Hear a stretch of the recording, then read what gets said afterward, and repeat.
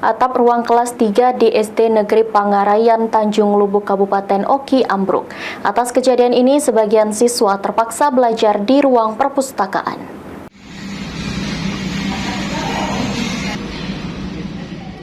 Kondisi bangunan Sekolah Dasar Negeri 2 Pangarayan, Kecamatan Tanjung Lubuk, Kabupaten Ogan Kumring Ilir sangat memprihatinkan.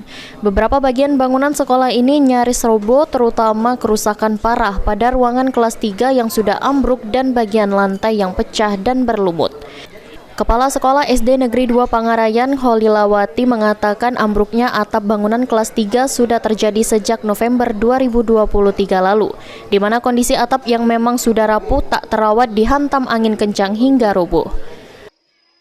Iya, 4 November sore hari. Iya, roboh, terus angin kuat, hujan pula, kemudian ini roboh. Sudah buruk? Iya, memang kondisinya mau dibangun tempo hari.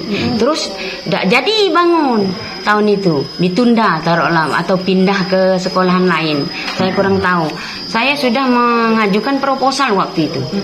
Iya, tapi tidak bisa dikabulkan kan.